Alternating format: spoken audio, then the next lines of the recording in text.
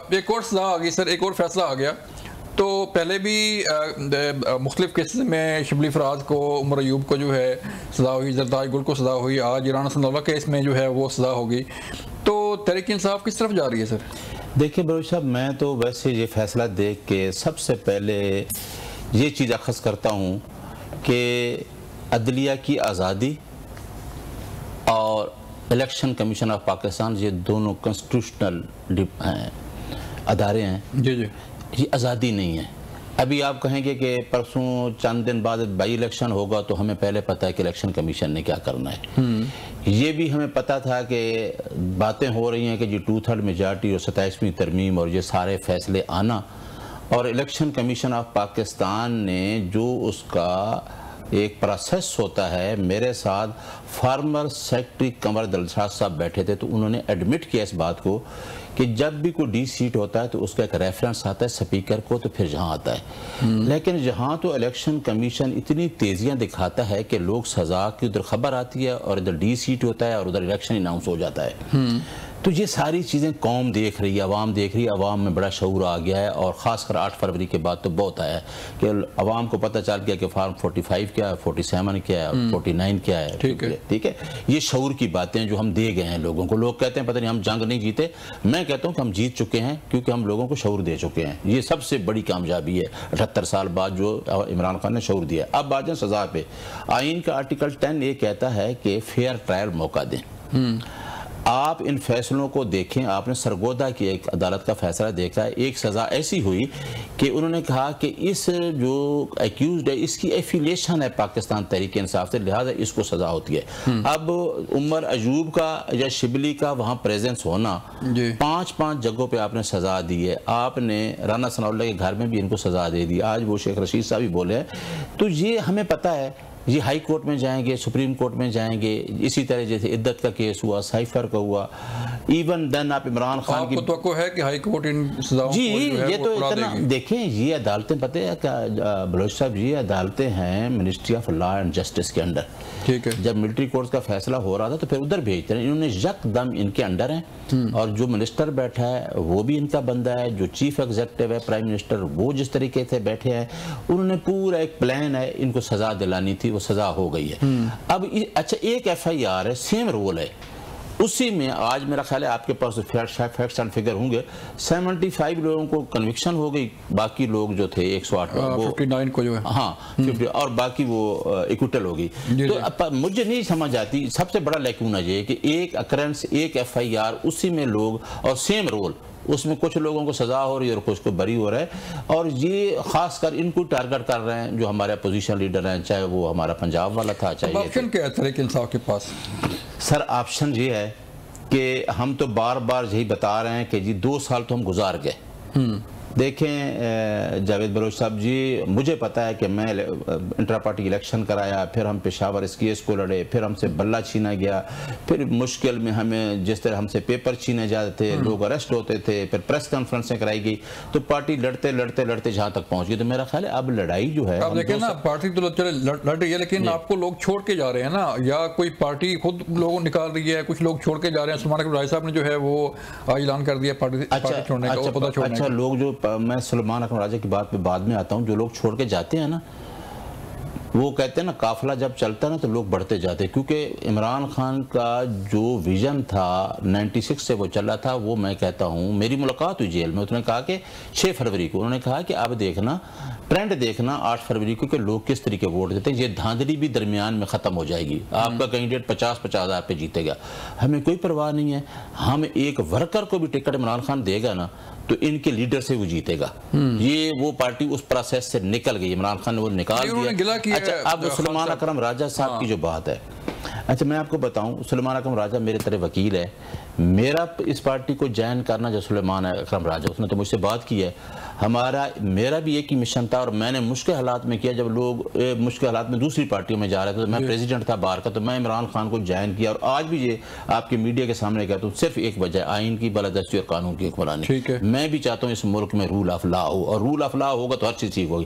یہی سلمان اکرم راجہ جس کا کوئی سیاسی بیک گراؤنڈ نہیں، اس کا والد وکیل، وہ خود وکیل اور اچھا وکیل، یعنی کانسٹیٹیوشن کا اور کارپوریٹ سائٹ پہ اچھا وکیل ہے، اس نے آ کے جب میریٹ میں پہلی سپیچ کی تو یہی جب رجیم چینج ہوا تو آئین کی بالادستی اور قانون کی حکمرانی پہ جائن کیا. لیکن مجھے آج کا جو راجہ صاحب جو ہے نا وہ پارٹی کے اندر بڑے ڈسپیوٹیڈ پرسنالٹی کے طور پر جانے جاتے تھے، کیا یہ وجہ ہے کہ پریشر برداشت نہیں کر سکے یا کوئی اور وجہ بنی ہے؟ میں آپ کو بتاؤں نا، جو آدمی، میں بھی 2005 سے، جو آدمی میرٹ کی بات کرتا ہے جی اور جو آدمی کرتا ہے پرنسپل کی بات، اس کی مخالفت بہت زیادہ ہوتی ہے.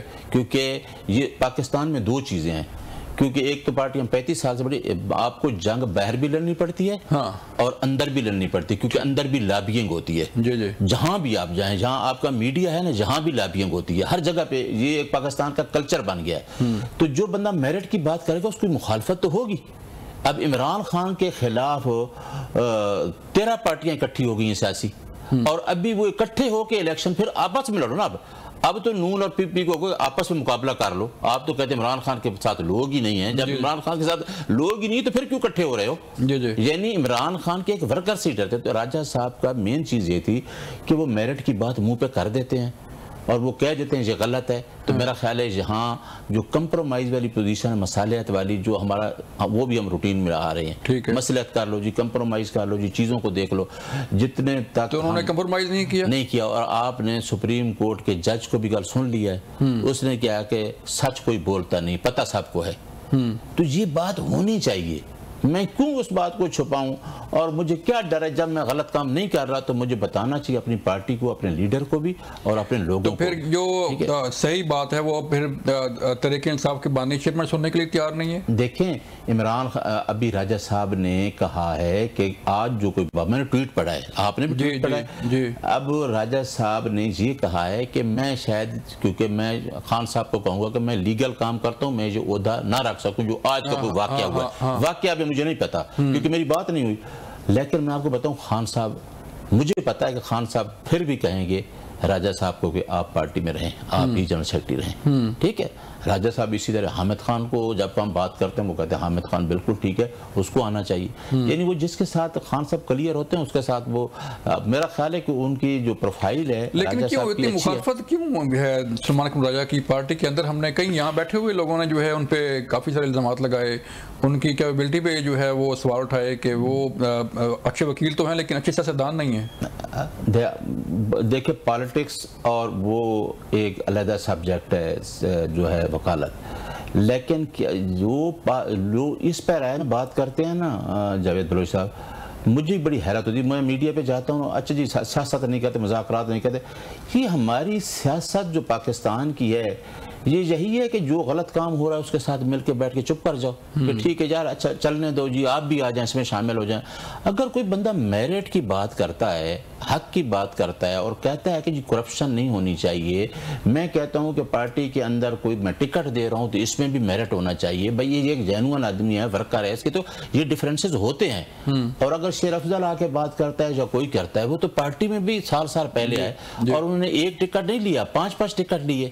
اور پھر تو دیکھیں مراد ایسی چیزیں کر کے تو پھر بھی آپ انگلیاں اٹھاتے ہیں. یہ تو شاید میں بات کروں کہ میں 2005 سے آ رہا ہوں، میرے جیسا بندہ بات کرے، لیکن میں خان صاحب کے ساتھ آ رہا ہوں، الیکشن انٹرا پارٹی کرائے اور کبھی بھی ہم نے پارٹی. دیکھیں نئی صاحب، آپ کی ملاقات ہوتی ہے خان صاحب سے، ٹھیک ہے، جو ہے وہ ساری باتیں ٹھیک ہیں، لیکن آپ نے اسی سسٹم کے ساتھ چلنا ہے نا، انہی سیاسی جماعتوں کے ساتھ آپ نے بیٹھ کے پارلیمنٹ چلانی ہے، سینٹ آف پاکستان چلانا ہے، باقی چیزیں چلانی ہیں. تو ان پارٹیوں کے ساتھ تحریک انصاف کیوں نہیں بیٹھ رہی اور کیوں نہیں آپ کی ڈائلاگ کامیاب ہو رہی؟ ہاں ٹھیک ہے، آپ نے بڑا اچھا کویسچن ہے. ان کے ساتھ بیٹھنا چاہتے ہیں.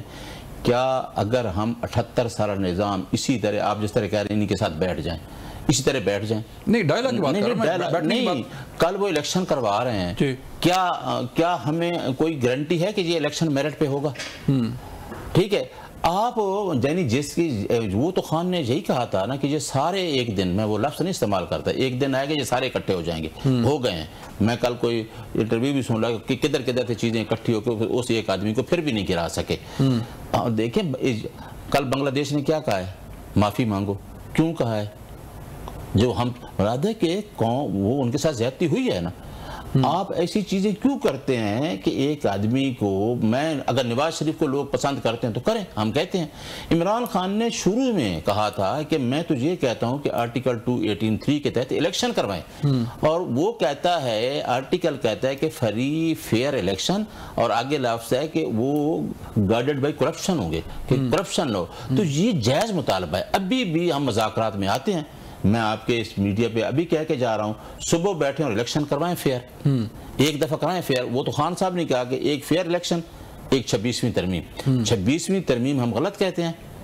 کل جج نے بھی یہ بات کی ہے کہ جی ہم نہیں کر سکتے انصاف۔ مراد ہے کہ 26ویں ترمیم یہ ہے کہ بیسک سٹرکچر ہے آئین کا، اس میں پریمبل میں لکھا ہے کہ آپ عدلیہ کے تحفظ کو نہیں چھیڑ سکتے، تو آپ نے بیسک سٹرکچر کو چھیڑ دیا ہے۔ آپ نے جوڈیشل کمیشن جو ہے آپ نے بٹھا دی ایگزیکٹو، وہ پسند کر کے ووٹ کر کے جج کو دے رہے ہیں، تو پھر کیا کریڈیبلٹی رہ جائے گی؟ پھر عدلیہ کی آزادی، اسی وجہ سے ہم کہتے ہیں کہ عدلیہ اب ملازم ہو گئی ہے، عدلیہ آزاد نہیں ہے۔ اب دونوں اداروں کی جی بالکل ٹھیک ہے۔